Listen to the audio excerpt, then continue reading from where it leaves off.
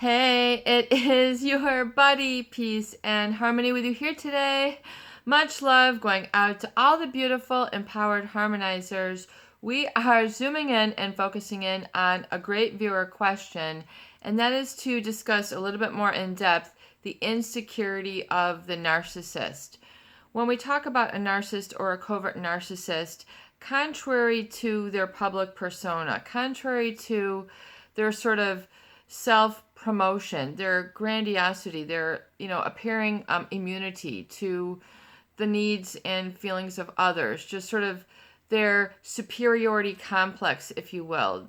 They sort of act as if they're as you get to know them a little bit more and you see their true colors, you have to understand how the narcissist personality traits develop and play out and how they blossom, come to fruition, what does this pattern look like on down the road, is to understand that despite and contradictory to the persona that they present, they might seem very confident, easygoing, musical. They might seem very responsible. They might seem very whatever, but the operative word is seem, appear as if. So the mask that the narcissist presents to the world, which contains the mask itself contains an insatiable need for power and control. So that's what their approach is like to relationships. They have an insatiable need. So let's just break it down. Insatiable meaning not really able to be satisfied or quenched or resolved or to reach a content. Okay, so an insatiable need for power and control. So power means that they want to have the everything, the end all be all, the beginning and the end. What goes, has to go through them.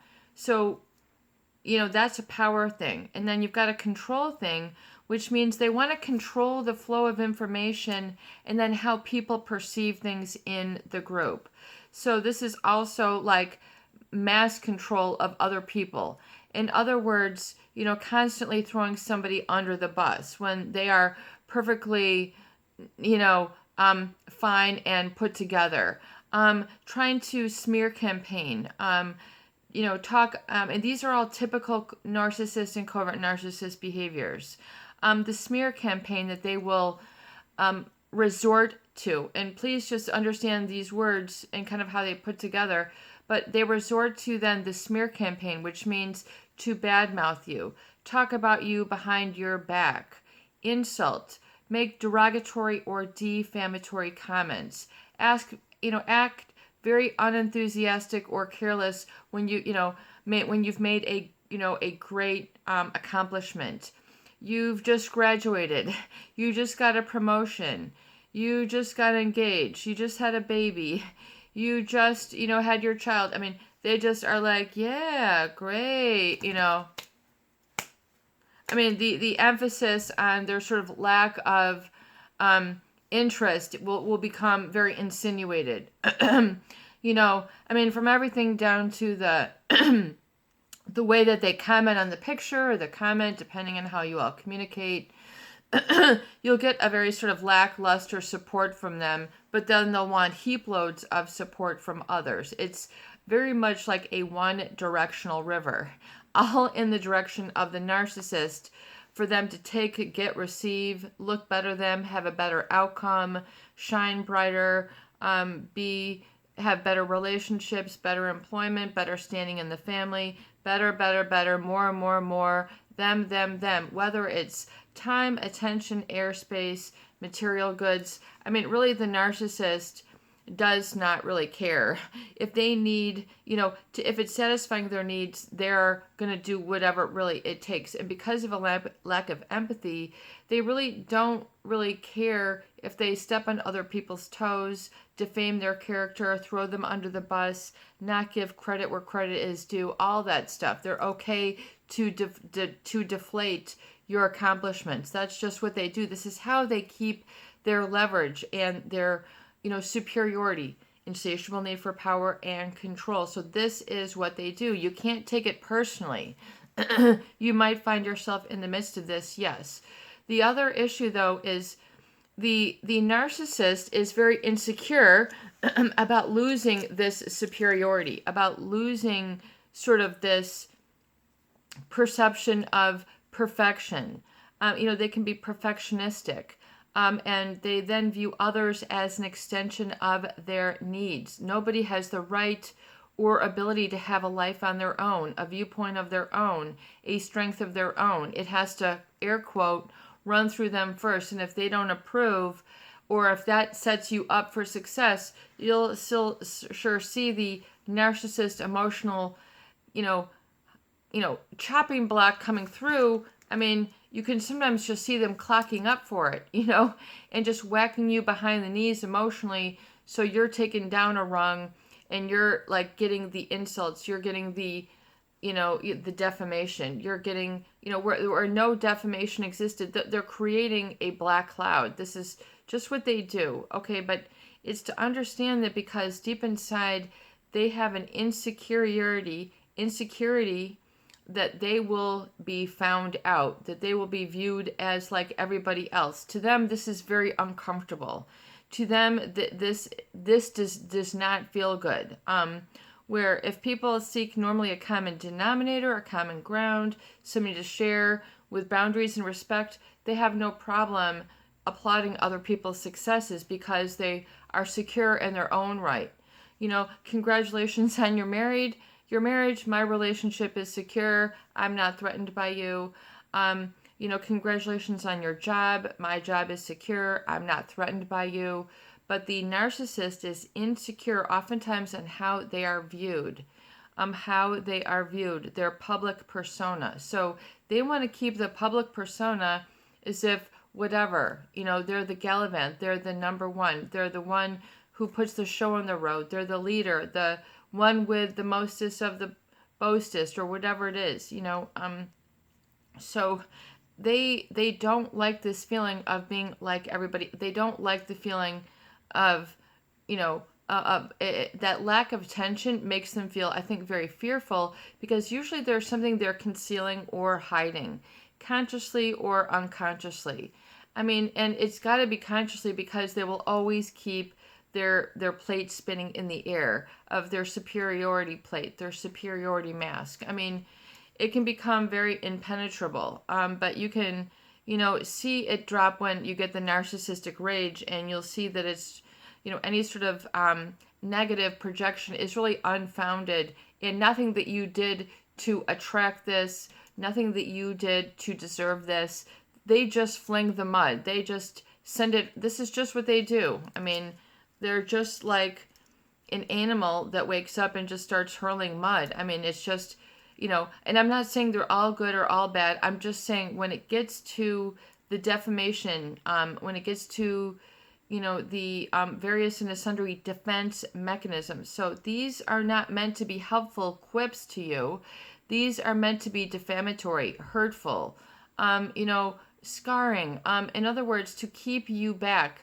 They are a defense mechanism, so it's not like constructive criticism or constructive deceit. They're meant to hurt, and so if they can hurt another, then they keep safe.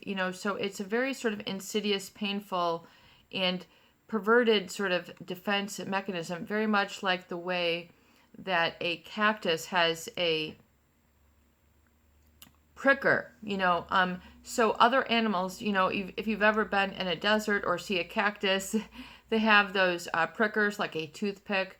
I mean, those are their defense mechanisms. They live in very arid areas, and they don't want to be eaten by predatory animals. So they have evolved over time and developed that needle-like thorn, which, so animals, coyotes, desert snakes, what have you, can't come around and bite it. They will sooner injure themselves than eat that plant. So that is like in nature, in the plant kingdom, a defense mechanism. So it is to understand that the facade and the persona, and then the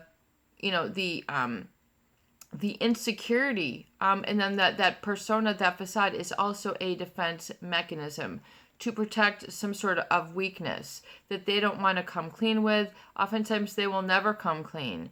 They're fearful. I mean, you might see them for very spineless, weak, not having character. I mean, these people, oftentimes feel and have all sorts of emotions that they never share. They bottle them up to themselves. They sure bottle them up to others. So it's to understand that this is, and then the narcissist rage will be elicited, when they're jealous, when they feel that they don't have sort of what's required, and so they'll resort to projection and insults and derogatory, making fun of people, making fun of your whatever, your history, your name, your family, your clothing, your house. I mean, whatever it is, you'll be surprised at the degree, from the lighting to the landscaping to the garage to how your family spends their time to how they talk.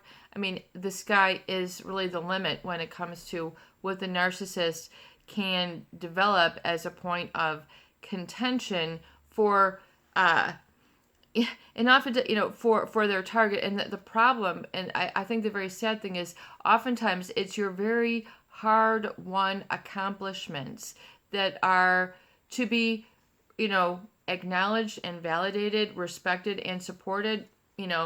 Congratulations on your graduation, your marriage, your child, whatever it is. They will not acknowledge and validate that, but they'll come at the undercut to, show you that they're not impressed, that they will sort of knock you down. And they'll do that by, defaming and minimizing your accomplishments, minimizing your position, minimizing, meaning to make smaller, to reduce, to make powerless, to put you in a position where you don't have control.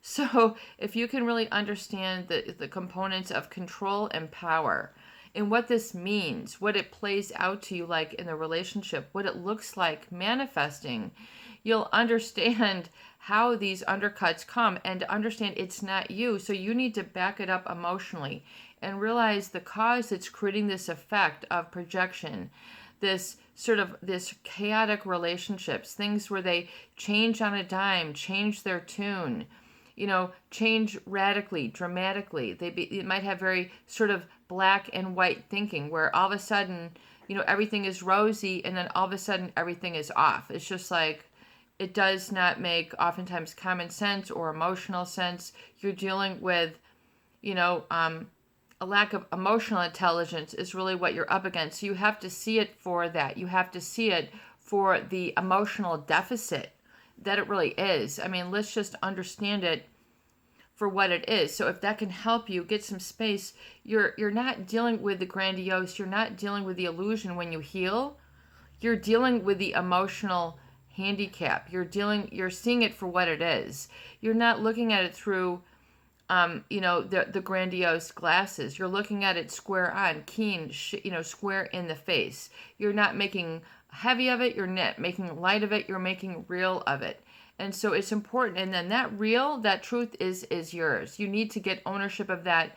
And oftentimes time will help strengthen your position of truth, especially as you see, the relationship proliferate, manifest, other things that show up about, news that you hear about them, where you're like, man, they really, things didn't work out for them despite all their da-da-da-da-da. Do you see what I'm saying? So you have to understand and give them space. They're a human, they have a human right, but you have to understand how to deal with them and protect yourself and realize that oftentimes you're dealing with an emotional deficit when you're dealing with a narcissist. Usually narcissist and deficit, you're not going to hear come in the same sentence because it's, narcissistic, means that they are only in love with themselves to the exclusion of really very little others. They don't have self-care, they have self-promotion, oftentimes, which means standing on the shoulders of others, taking the energy of others, taking the credit of others and not giving credit where credit is due, not having that sort of full life cycle of discussion. And so they'll leave a lot out, especially the covert narcissist. So, but what's very hurtful though is to understand is that oftentimes what you feel is that insecure individual acting out on you and you then receiving it as face value, as if you deserve it, as if you did something to deserve it, as if you did something to receive admonishing or punishing punitive treatment, as if you did something to receive this narcissistic abuse, as if you did something to receive this emotional, which can be very, very painful and torturous, and really break down someone's identity, known as identity erosion, and very corrupting in nature. I mean, I don't say these words lightly. I say these words with emphasis and a little bit of just, I'm trying to get precise here, is to understand the cause that creates the effect. It will create a corrupt relationship. Corrupt. What does that mean to you? Corruption. A corrupt relationship. Despite the outside, gold, glamour, whatever it is that is on the outside. Happy, skipping through the tulips, traveling the world. They're on a yacht. They're on a magic carpet, wherever it is that they are. Just realize that, oftentimes they do things for appearances only, which makes them very empty and vapid, which is very, very contradictory oftentimes to the people who find themselves with a narcissist. People who find themselves with a narcissist are oftentimes those who are highly empathetic and highly sensitive, and then learn to be codependent, especially as it's kind of like two stones coming together and just sort of, in the bottom of an ocean, kind of rubbing against each other, and then they kind of fit and settle together, until a big wave and explosion comes and breaks them apart, and then, the narcissist is like the hard rock that's going and breaking down the other,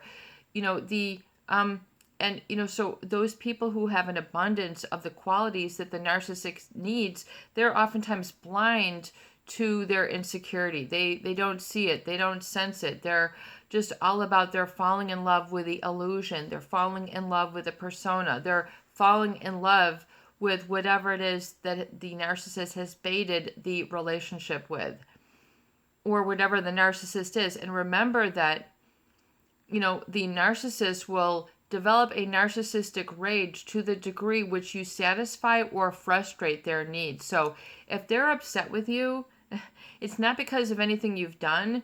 You're merely getting in the way of them frustrating their needs. It doesn't mean that you're wrong. It doesn't mean that you shouldn't be there, because oftentimes you are. You're just like a witness, or you're a person there.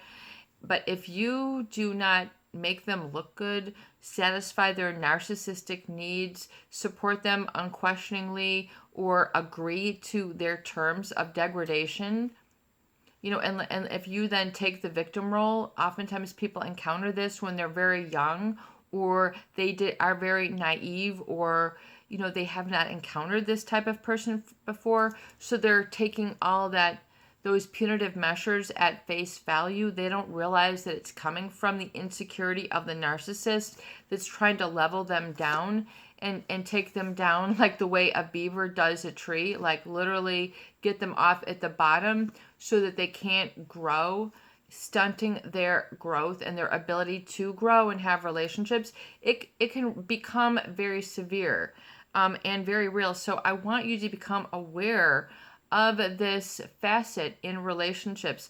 And with a psychopath, no question. That's just a whole nother video, but please understand the cause that creates the effect, the insecurity that causes the projection, that causes the smear campaign, that causes the defamation, the devalue, and the discard. It is to satisfy their needs. It has nothing to do with you, your needs, your character, your personality, your I am, your identity.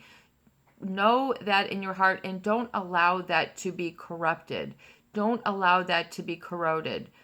Emphasize I am, and really mean that in your truth, and know that the truth is your power, which will shed light on their darkness, and they won't be able to hide. They won't, the truth will set you free is what they mean, is all things will come to light. So be willing to embrace that with faith, and like knowing that to be the case, because really the more that you embrace that and know that this all will come to light, all that you've been wondering about them, your hurts, etc., And once you know that faith and you say, I have faith, then it will become revealed to you. And I think even sooner, the more you affirm that, even consciously, because you'll understand this really once you kind of have that permissive state and that internal energy shift. It's very, very important to healing and therapeutic outcome for you after you've encountered a relationship with a narcissist.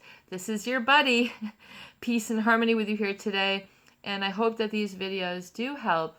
Please share, please subscribe, and please donate for more great tools, videos, discussion, and support. Be strong, be happy, be yourself, be your I am in all its fullness, radiance, and don't forget to exalt in something wonderful and miraculous today. You deserve a miracle. If you open your eyes, you will catch one. Keep your hand open, keep your eye open for those miracles. Trust me.